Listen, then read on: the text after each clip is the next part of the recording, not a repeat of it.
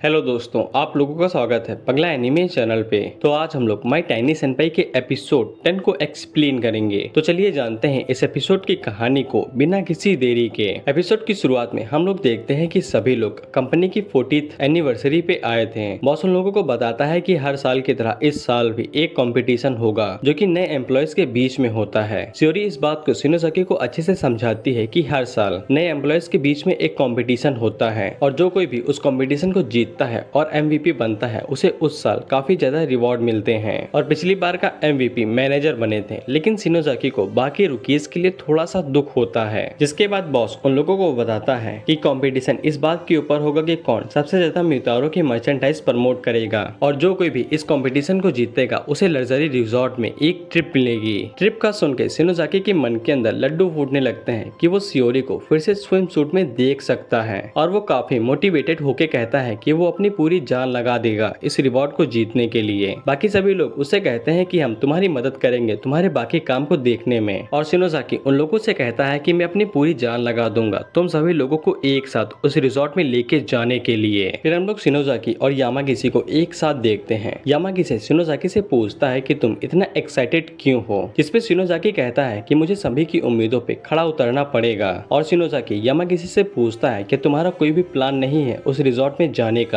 जिसपे यामागिसी शिनोज़ाकी से कहता है क्या तुम्हें पता भी है कि मेरे डिपार्टमेंट के अंदर कैसे कैसे लोग भरे पड़े हैं। और हमें पता चलता है कि यामागिसी के डिपार्टमेंट के अंदर एक ऐसा बंदा है जो क्यूट सा चेहरा बना के अपना काम निकलवा लेता है और एक ऐसा कपल है जिनका प्यार कभी खत्म ही नहीं होता है। और उन सभी नौटंकियों को देख के यामागिसी का मन तो ये करता है कि वो कंपनी छोड़ के साधु सन्यासी बन जाए। लेकिन तुम्हारी किस्मत काफी अच्छी है क्योंकि तुम्हारे पास 5 स्टार बॉस और एक 5 स्टार सेनपाई जो है। लेकिन मेरा दिल तो ये करता है कि मैं किसी जॉब एजेंट से मिलके किसी मैराथन की तैयारी करना शुरू कर दूं। तभी कैफेटेरिया के बगल से शियोरी गुजरती है जो कि जाते हुए शिनोज़ाकी को वेव करके जाती है। यामागिसी ये सब देख के और भी जल जाता है और वो शिनोज़ाकी से कहता है कि हम दोनों एक ही टाइम पे यहाँ पे जॉब लिए थे और हमारे पैसे भी बराबर हैं, तो फिर हमारे बीच इतना अंतर कैसे है। और अगर मेरे पास ऐसी सेनपाई हो तो मैं दिन रात काम करूंगा, ओवर टाइम भी काम करने को राजी हूँ। तभी यामागिसी शिनोज़ाकी से पूछता है तो तुम दोनों के बीच में चल क्या रहा है। सेनपाई तुम्हें घर पे देखने के लिए आए थे और तुम दोनों एक साथ ट्रिप पे भी गए थे। और तभी शिनोज़ाकी को याद आता है कि सेनपाई ने उसे कहा था कि हम दोनों को नॉर्मली रहना चाहिए, इसीलिए वो यामागिसी से कहता है कि हमारे बीच में कुछ भी नहीं है। जिसपे यामागिसी और भी हैरान हो जाता है और वो शिनोज़ाकी से पूछता है क्या तुम्हें सेनपाई के चेस्ट देख के कुछ भी महसूस नहीं होता है। जिससे शिनोज़ाकी को वो सभी चीजें याद आती हैं जो अभी तक शियोरी और उन दोनों के बीच में हुई हैं। और वो यामागिसी से कहता है कि ऐसा नहीं है कि मुझे कुछ महसूस नहीं होता है। तभी वहाँ पे कुरुसु अकारी आती है जो शिनोज़ाकी के ही डिपार्टमेंट से है, लेकिन वो किसी और ग्रुप से है। यामागिसी शिनोज़ाकी से कहता है कि उसे संभल के रहने की जरूरत है क्योंकि अकारी उसकी कॉम्पिटिटर हो सकती है और वो भी उन्हीं की तरह ही फर्स्ट ईयर में यहाँ पे हायर हुई है और वो काफी होशियार भी है।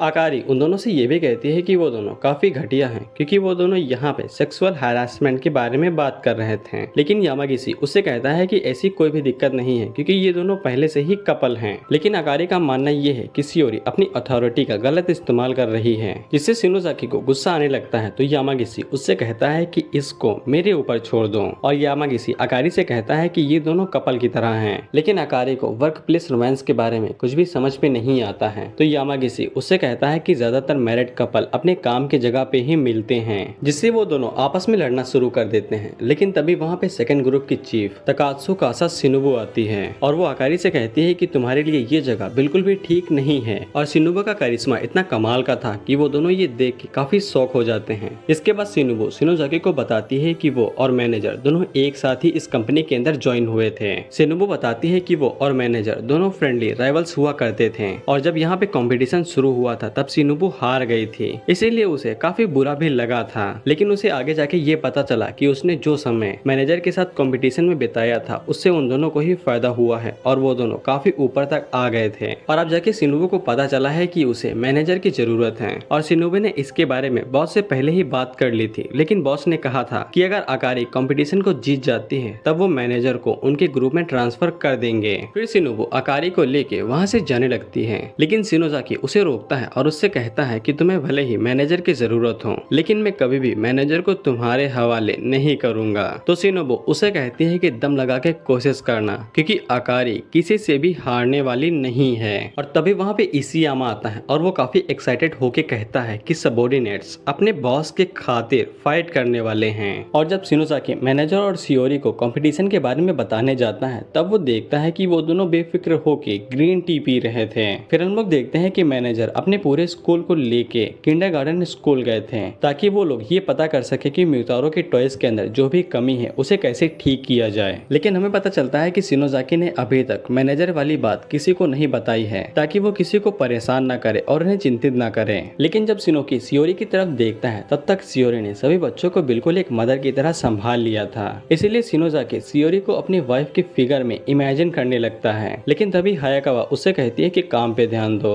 जिसके बाद शिनोज़ाकी बच्चों को संभालना शुरू करता है और वो बहुत अच्छे से उन सभी बच्चों को हैंडल कर रहा था, जिसको शियोरी देख के अपने मन में इमेजिन करती है कि शिनोज़ाकी फादर फिगर की तरह बच्चों को संभाल रहा है। और शियोरी बिल्कुल शिनोज़ाकी की तरह ही सोचती है और शिनोज़ाकी को अपने हस्बैंड की फिगर में इमेजिन करती है। लेकिन तभी हम लोग दो बच्चों को देखते हैं जो म्यूतारो को लेके आपस में लड़ रहे थे। फिर शिनोज़ाकी और शियोरी दोनों वहाँ पे एक दूसरा म्यूतारो लेके पहुँचते हैं। लेकिन वो लड़का जिसका नाम तोमू था वो कहता है कि मारिन हमेशा अकेले ही खेला करती है। लेकिन जब शिनोज़ाकी उससे पूछता है क्या तुम मारिन के साथ खेलना चाहते हो तब वो शर्मा के वहाँ से भाग जाता है। फिर शियोरी मारिन से पूछती है क्या तुम अक्सर अकेले खेलती हो, जिसपे मारिन बताती है कि वो अक्सर अकेले ही खेलती है और उसके दोस्त बस डॉल्स हैं। तो फिर शियोरी मारिन से पूछती है क्या हम लोग एक साथ खेल सकते हैं। तो फिर मारिन इसके लिए मान जाती है और वो कहती है कि वो घर घर खेलेगी और वो शिनोज़ाकी को डैडी बना देती है। फिर शियोरी को ये लगने लगता है कि मारिन उसे मदर बनाएगी और मारिन ये जिद करेगी कि शियोरी शिनोज़ाकी को उसके पहले नाम से बुलाए। लेकिन शियोरी की उम्मीद के विपरीत मारिन शियोरी को एक बिल्ली बना देती है, जिससे शियोरी की आंखें बाहर आ जाती हैं और मारिन खुद को मदर बना देती है। जिसके बाद मारिन वहाँ पे घर घर खेलना शुरू करती है और वो शिनोज़ाकी के साथ खेलने लगती है। तभी वहाँ पे शियोरी आती है जो बिल्ली होने की फुल एक्टिंग कर रही थी।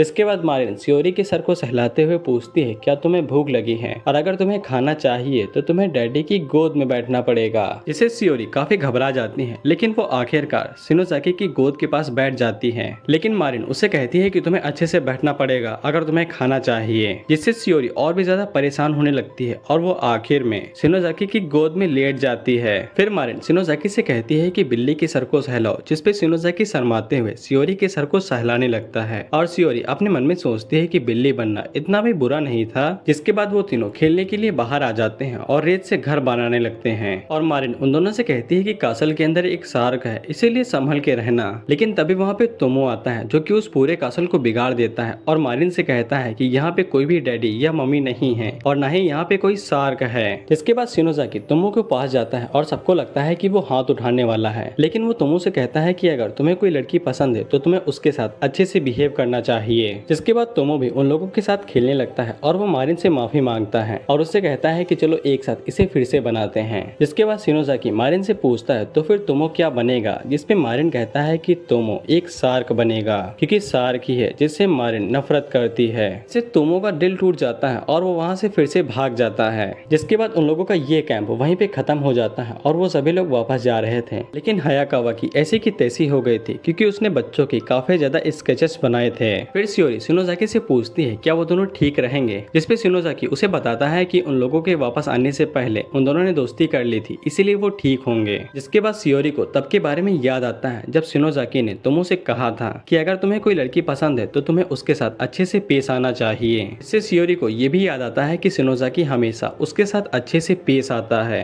और जब शियोरी पानी पी रही थी तब शिनोज़ाकी उससे पूछता है क्या तुम्हें कप चाहिए। इससे शियोरी को और भी ज्यादा शर्म आने लगती है और वो नाइस के चलते ही मारी जाती है, यानी कि अच्छापना। इसी के साथ ही ये एपिसोड यहीं पे खत्म होता है।